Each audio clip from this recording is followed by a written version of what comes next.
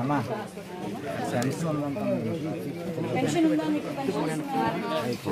Secretary amount ఇచ్చేమ్మా తర్వాత login చేసి amount ఇచ్చి మనం తర్వాత చూసుకుని ఉన్నాను.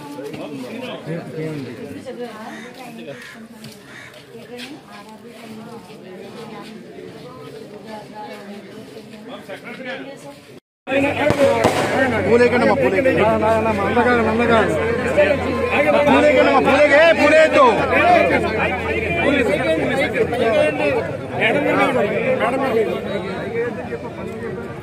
కిందండి ఓకే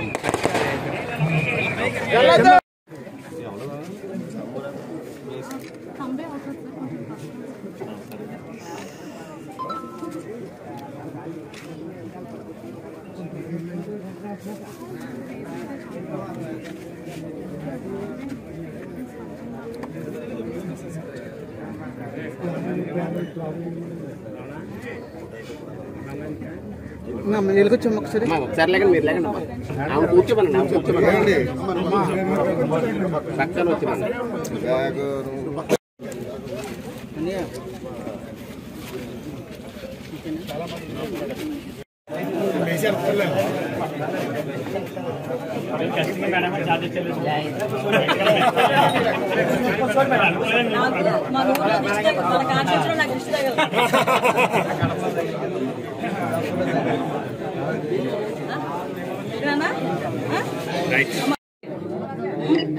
అప్పుడు నీ మందుల ఖర్చులు కూడా తగ్గుతాయి.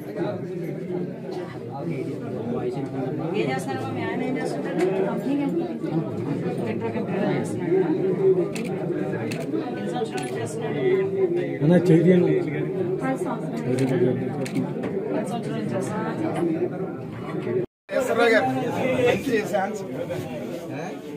మనకి అదృష్టం ఉన్నాం.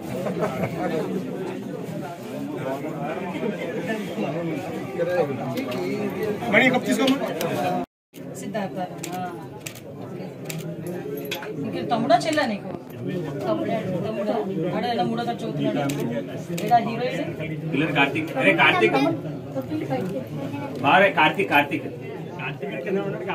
ఇప్పుడు ఈ సిలిండర్ ముందు మీరు ముందు తీసుకొచ్చుకున్న తర్వాత మీకు అకౌంట్లో డబ్బులు పడేది కదా, చాలా చదువుకుంటే డబ్బులు పడేది. దాంతో మీరు సిలిండర్ తెచ్చేసుకోవచ్చు.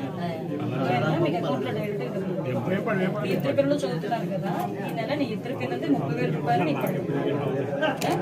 మీ పిల్లలు స్కూల్కి వెళ్ళే లోపు 30,000 రూపాయలు నీకు పడుతుంది. అమ్మకు 100 ఉన్నాయి కదా డబ్బులు అవి పడిపోతుంది.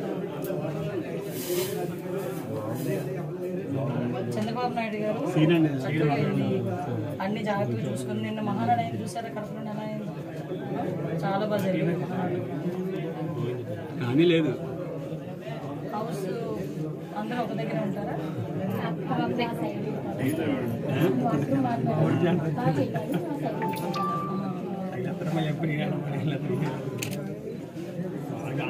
నేను ఇంట్లో బాగుంటుంది.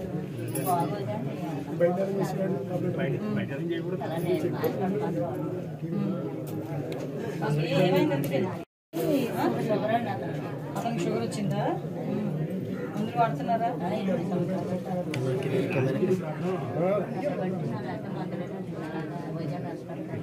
వైజాగ్ హాస్పిటల్.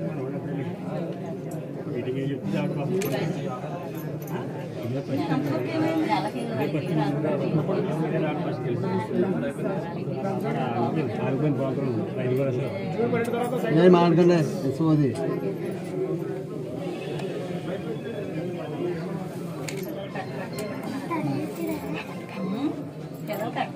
ఎంతమంది పిల్లలు నీకు? 2 ఆడపిల్లలు 2 మగపిల్లలు.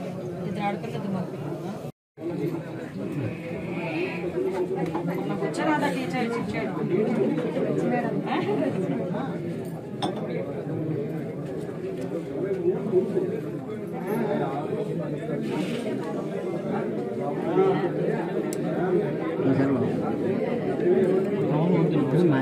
లేడీస్ లేడీస్ లేదా అక్కడికి నేను బయటకు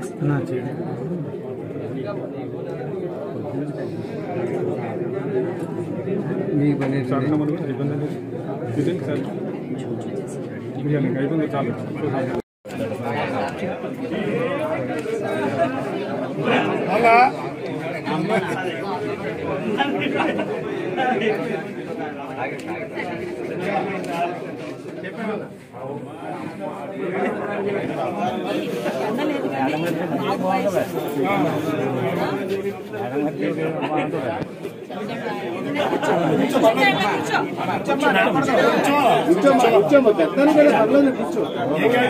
నీకు అభిమానం ఉంది నీకంటే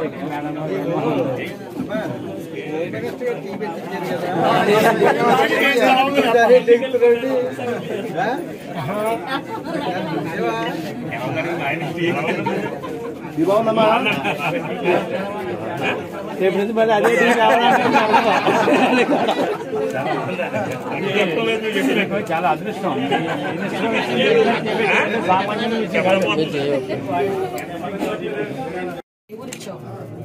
ఎప్పుడు ఇచ్చాను రాంబాబా రాంబాబా ఈవిడండి పలానా అబ్బాయికి నామం ఉంది పలానా గారు అక్కండి అమ్మాయి పెద్ద ఏమవుతావు అప్పుడు చోట్ల పట్టేస్తున్నాను పెద్ద ఏమవుతావు టీచర్ టీచర్ అవ్వాలంటే ముందు మనం బాగా చదువుకోవాలి తెలుసా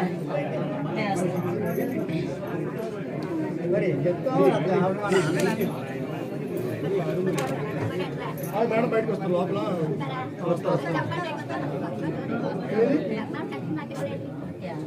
ఏం పర్లేదు ఎక్కడెక్కడ కనపడతావు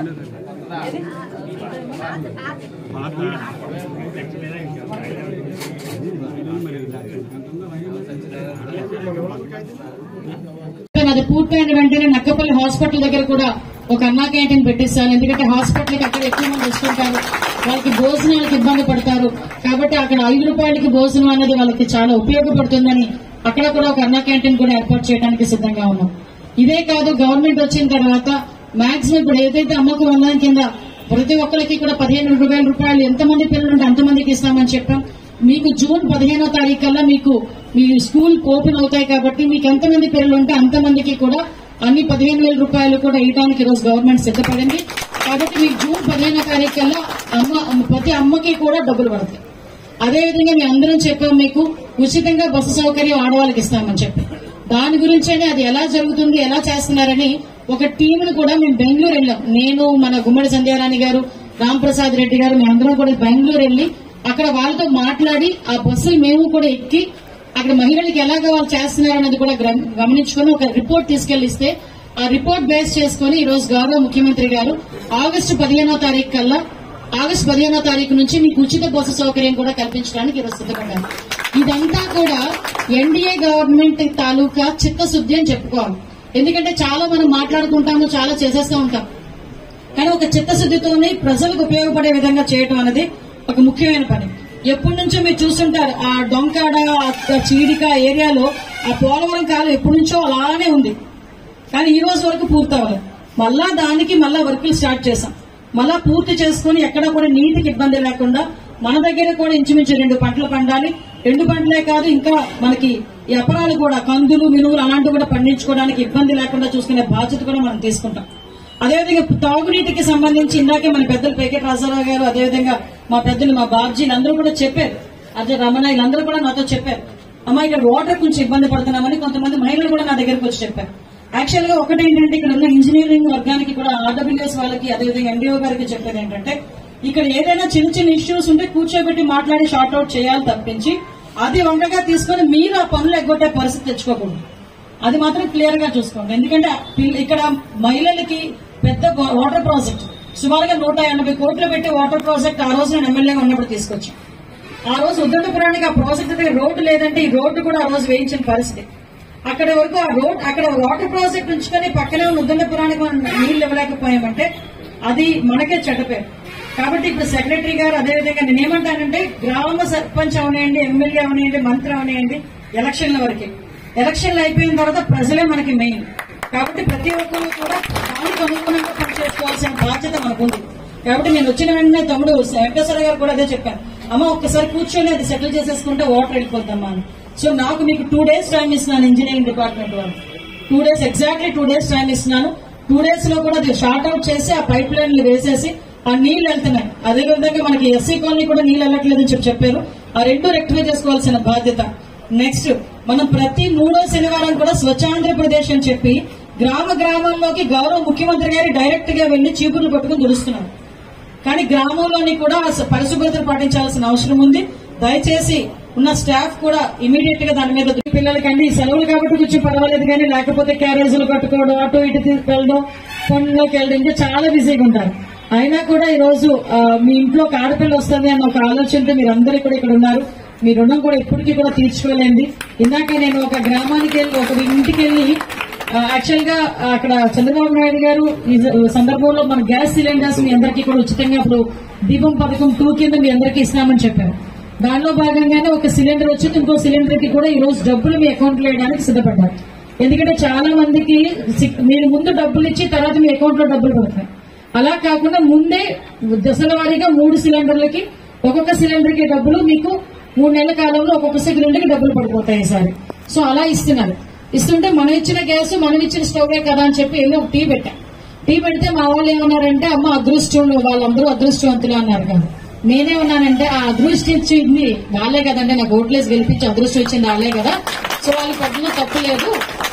నేనే కాదు చంద్రబాబు నాయుడు గారు డైరెక్ట్ గా వెళ్లి వాళ్ళందరికీ ఇంట్లోకి వెళ్లి వాళ్ళందరితో పాటు వాళ్ళు ఏం తింటున్నారో తింటున్నారు, వాళ్ళు ఏ టీ తాగుతున్నారు ఆ గ్లాసులోనే టీ తాగుతున్నారు.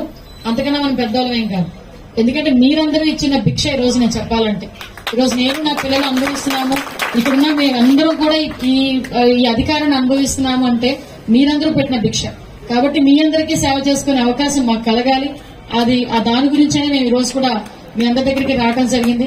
1వ తారీఖు పెన్షన్ ఇవ్వాలి, కానీ 1వ తారీఖు ఆదివారం వచ్చిందని 31వ తారీఖే పెన్షన్ ఇచ్చే ప్రభుత్వం ఈ గవర్నమెంట్.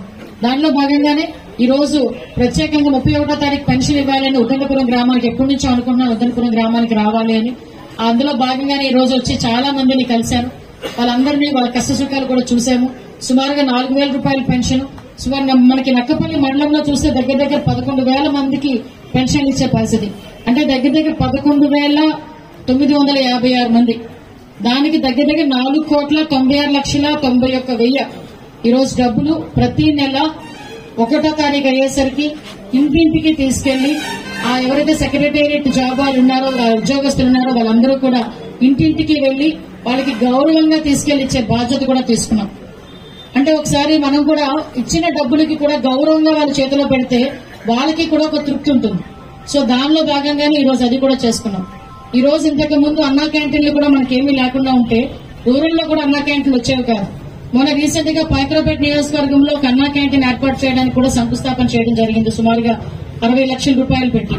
మొన్ననే చెప్పాను, అది పూర్తయిన వెంటనే నక్కపల్లి హాస్పిటల్ దగ్గర కూడా ఒక అన్నా క్యాంటీన్ పెట్టిస్తాను. ఎందుకంటే హాస్పిటల్కి అక్కడ ఎక్కువ మంది వస్తుంటారు, వాళ్ళకి గ్రిల్ పెట్టామనుకోండి అదేదో అడ్డగా భావిస్తారు, మీరు అంతా నడుచుకెళ్లాదని. కానీ అది మీకు ప్రికాషన్. అది గబుక్కుని రోడ్డు మీదకి ఏ వెహికల్ చూసుకోకుండా ఇది చిన్న కరువు ఉంటుంది ఇక్కడ. ఆ కరువులో మీకు లాంగ్ రన్ నుంచి వచ్చిన వెహికల్స్ కనిపించవు. మాక్సిమం ఎక్కువ యాక్సిడెంట్లు చూడు. కాబట్టి కొంచెం జాగ్రత్తగా ఉండండి. పోలీస్ డిపార్ట్మెంట్ వాళ్ళకి ఇన్స్ట్రక్షన్స్ దయచేసి పాటించండి. మళ్ళీ ఇంకోటి చెప్తున్నాను, హైవే మీద ఉన్నారు కాబట్టి ముఖ్యంగా మా పిల్లకాయలకి, మా తమ్ములకి హెల్మెట్లు పెట్టుకుని నడపండి వాళ్ళు. తర్వాత మేడం గారు హెల్మెట్ కి డబ్బులు రాశారండి పోలీసులు అంటారు మళ్ళీ నా దగ్గరికి వచ్చి. హెల్మెట్ మీకే మంచిది. అందుకే ప్రతి చోట వచ్చినప్పుడల్లా ప్రతి ఒక్కరికి చెప్తున్నా, హెల్మెట్ పెట్టుకుని బండి డ్రైవ్ చేయండి. అదే మన ప్రాణాలను కాపాడేది. ఎందుకంటే హైవే పక్కనే ఉంటున్నారు కాబట్టి చెప్తున్నా. అమ్మ దయచేసి మీరందరూ కూడా సహకరించుకొని మరొకసారి మీ అందరినీ కూడా కోరుకుంటూ సెలవు తీసుకున్నాను. తెలుసమ్మా, ఇప్పుడు అమరావతి నిర్మాణం జరుగుతోంది. అంటే మన అతి ముఖ్యంగా మన నక్కపల్లికి సంబంధించి ఇక్కడ చాలా మందికి నేను ఎన్నికల హామీలో భాగంగా మీ అందరికీ చెప్పున్నాను, అమ్మ చదువుకునే పిల్లలు చాలా మంది ఉన్నారు, మా ఎవరికి ఉద్యోగాలు రావట్లేదమ్మా అంటే నేను చాలా క్లియర్ గా చెప్పానమ్మా, 20,000 ఉద్యోగాలు మీ అందరికీ కూడా నాది బాధ్యత. వారన్నిటి కూడా నేను ప్రతిసారి కూడా నేను అప్లికేషన్స్ తీసుకుంటున్నాను. ఎంతమంది నిరుద్యోగులు ఉన్నారో కూడా నేను లిస్ట్ అవుట్ చేసుకుంటున్నాను. దాన్ని బట్టి చేస్తానమ్మా అని చెప్పా. నా అదృష్టం మీ అదృష్టం నాకు తెలియదు కానీ ఇక్కడ ఆర్సెల్ మెటల్ లాంటి స్టీల్ ఫ్యాక్టరీకి తీసుకురావడానికి ఈరోజు చంద్రబాబు నాయుడు గారు సిద్ధపడి సుమారుగా ఈ టౌన్షిప్ అయ్యే పరిస్థితి 1,00,00,000 కోట్ల రూపాయలు పెట్టి ఈ రోజు అక్కడ పరిశ్రమలు పెట్టారు. వాటికి కూడా అది పెట్టడానికి 1 సంవత్సరం 2 సంవత్సరాలు పడుతుంది. అయినప్పటికీ కూడా అందులోనే మన పిల్లలు వర్క్ చేయడానికి ఈజీగా ఉండడానికి వాళ్ళకే అప్పచెప్పి ఒక స్కిల్ డెవలప్మెంట్ సెంటర్ కూడా ఇక్కడ పెట్టిస్తున్నాం. అంటే ఇక్కడ మీరు ఏ పిల్లలు మనం చదువుకునే పిల్లలు అందులో వెళ్ళి ట్రైనింగ్ అయ్యి ఆ ట్రైనింగ్ సర్టిఫికేట్ తో ఆ కంపెనీలో ఉద్యోగం తెచ్చుకోవచ్చు. కాబట్టి ఇలా సుమారుగా 1,00,000 మందికి పైగా ఉద్యోగాలు ఇచ్చుకునే దానికి కూడా ఈ రోజు మన నియోజకవర్గం సిద్ధంగా ఉంది. దానికి కూడా మీరందరూ కూడా నాకు సహకరించండి. ముఖ్యంగా నేను ఎండిఓ స్థాయిలో ఉన్న వాళ్ళందరికీ కూడా చెప్పేది ఏంటంటే ఒకసారి డిగ్రీ పాస్ అయ్యి ఇంటర్ పాస్ అయిన వాళ్ళు ఎవరెవరు నిరుద్యోగులుగా ఉన్నారో అది ముందు నుంచి కూడా లిస్ట్ అవుట్ చేయాల్సిన బాధ్యత డిపార్ట్మెంట్ మీద ఉంది. ఒకసారి మీరు ఒక సర్వే చేయించి అది తీసుకొని వాళ్ళ రెజ్యూమ్స్ కూడా తీసుకొని మన దగ్గర ఆన్లైన్ చేయించుకుంటే అప్పుడు స్కిల్ డెవలప్మెంట్ సెంటర్ ఇక్కడ ఏం వచ్చినా కూడా ఇమీడియట్ గా అక్కడ మనం పంపించుకోవడానికి వీలుగా ఉంటుంది. కాబట్టి ఈ వర్కౌట్ కూడా మీకు 1 నెల రోజులు టైం ఇస్తున్నా. 1 నెల రోజుల్లో నాకు ఇంతమంది ఉన్నారు నిరుద్యోగులు నా నియోజకవర్గంలో నాకు అవగాహన కావాలి. సో ఆ పని కూడా చేయాల్సిందిగా మిమ్మల్ని అందరినీ కోరుకుంటున్నా. అమ్మ మీ అందరికీ తెలుసు ప్రతి ఒక్క విషయంలోని కూడా ఈ రోజు చాలా కొన్ని కోట్ల రూపాయలు ఈ రోజు ఆర్థిక పరిస్థితులు బాగోలేకపోయినా కూడా గౌరవ ముఖ్యమంత్రి గారు ఇచ్చిన మాట ప్రకారం మన ఎన్డీఏ కూటమి మన పవన్ కళ్యాణ్ గారు అదేవిధంగా ఇచ్చిన మాట ప్రకారం ప్రతిదీ కూడా చేసుకుంటూ వెళ్తున్నాం. మీరందరూ కూడా దానికి సహకరించండి. ముఖ్యంగా గ్రామాల్లో రోడ్లు డ్రైన్లు అన్ని బాధ్యతలు మేము తీసుకుంటాం. మ్యాచింగ్ గ్రాంట్స్ లో కూడా ఉన్నాయి. ఎప్పుడు లాస్ట్ 5 సంవత్సరాలు మనం జరగకపోయినా ఇప్పుడు కూడా మనం అన్ని కూడా దృష్టిలో పెట్టుకుని ప్రతి గ్రామంలోని కూడా మీరు అబ్జర్వ్ చేస్తే ఎప్పటి నుంచో నాకు రామభద్రాపురం చిన్న రామభద్రాపురం దానికి రోడ్ లేదు.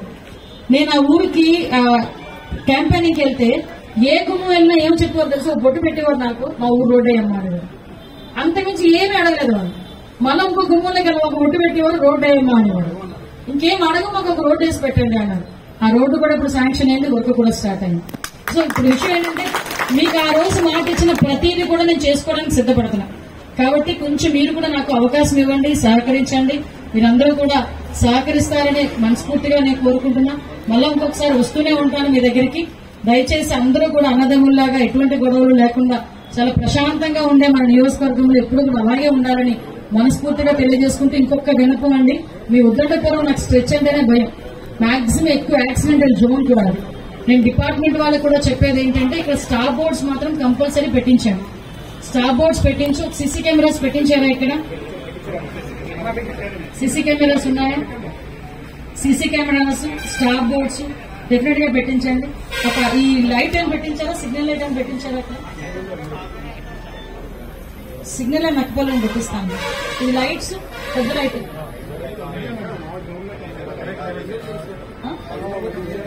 రూమ్ లైట్ వేసారా?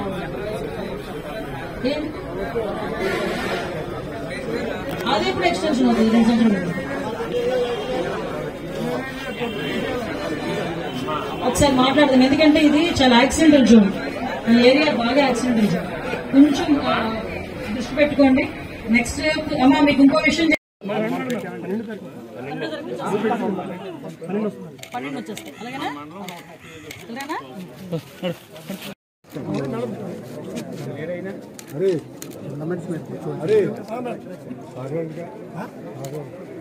గౌరవంగా తెచ్చిస్తున్నారా? ఇస్తున్నారా పెన్షన్?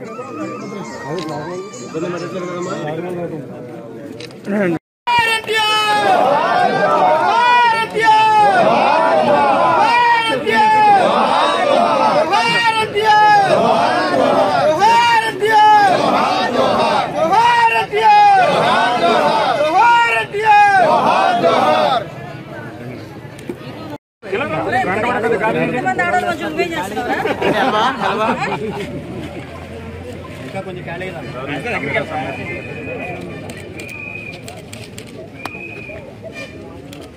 School holidays